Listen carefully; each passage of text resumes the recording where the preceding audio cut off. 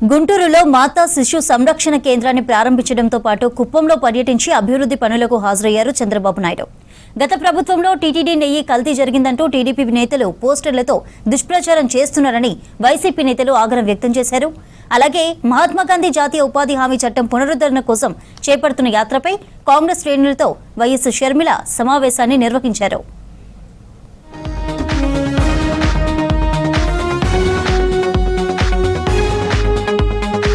ఆర్థిక అసమానతలు తగ్గితేనే సమాజం బాగుంటుందన్నారు ఏపీ సీఎం చంద్రబాబు నాయుడు. గుంటూరు ప్రభుత్వ ఆసుపత్రిలో మాతా శిశు సంరక్షణ కేంద్రాన్ని చంద్రబాబు ప్రారంభించారు. ఈ భవన నిర్మాణానికి పూర్వ విద్యార్థులు 100 కోట్ల విరాళాన్ని ఇచ్చారు. కుప్పంలో టీచర్ ట్రైనింగ్ అకాడమీ ప్రారంభించారు. తర్వాత హంద్రీనీవా జలాలకు హారతినిచ్చారు చంద్రబాబు.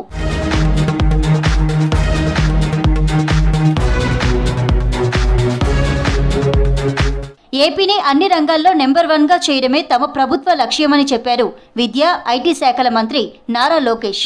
కాకినాడ జేఎన్టీయూలో హలో లోకేష్ కార్యక్రమంలో పాల్గొన్నారు మంత్రి. విద్యార్థులు అడిగిన పలు ప్రశ్నలకు సమాధానమిచ్చారు.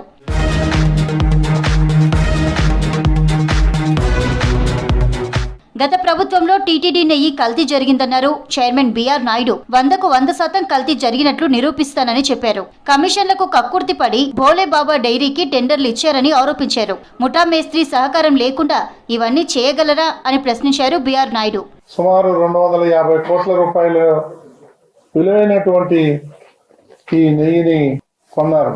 అది గతంలో ఎన్డీడీబీ వాళ్ళు టెస్ట్ చేస్తే దాంట్లో యానిమల్ ఫ్యాట్ ఉందని నిర్ధారించి వాళ్ళు ల్యాబ్ రిపోర్ట్ ఇవ్వడం జరిగింది. తిరుమలలో టీడీపీ నేతలు లడ్డూపై పోస్టర్లతో దుష్ప్రచారం చేస్తున్నారని వైసీపీ నేతలు ఆగ్రహం వ్యక్తం చేశారు. టీడీపీ ఏర్పాటు చేసిన పోస్టర్ల దగ్గర వైఎస్ఆర్సీపీ నేతలు నిరసన వ్యక్తం చేశారు. పోస్టర్లను టీడీపీ నేతలే తీసేయాలని 24 గంటల డెడ్ లైన్ పెట్టారు మాజీ మంత్రి అంబటి రాంబాబు. అది కలవలేదని సిబిఐ రిపోర్ట్ ఇచ్చింది. సిగ్గు లేకోకుండా ఈ విధమైన ప్రచారం చేసి జగన్మోహన్ రెడ్డి గారి మీద, వైఎస్ఆర్ కాంగ్రెస్ పార్టీ మీద పనిగట్టుకుని దుష్ప్రచారం చేస్తే చూస్తూ సహిస్తూ ఊరుకోలేమని మనవి చేస్తున్నాను. ఇవాళ మేమందరం వచ్చాం, ఎవరు లేరు, చించేసిన ఎవడు అడిగేవాడు లేడు. కానీ అది మంచి పద్ధతి కాదనే ఉద్దేశంతో వాళ్ళకి చెబుతున్నాం మర్యాదగా. మహాత్మాగాంధీ జాతీయ ఉపాధి హామీ చట్టాన్ని పునరుద్ధరించాలని చేపట్టే యాత్రను దిగ్విజయం చేయాలని అన్నారు వైఎస్ షర్మిల. ఫిబ్రవరి 2 నుంచి చేపట్టే ఉపాధి హామీ పరిరక్షణ యాత్రపై ఇవాళ జిల్లా అధ్యక్షులు, జిల్లా ఇన్ఛార్జీలు, ఉపాధ్యక్షులు, ప్రధాన కార్యదర్శులు అనుబంధ విభాగాలతో సమీక్షా సమావేశాన్ని నిర్వహించారు.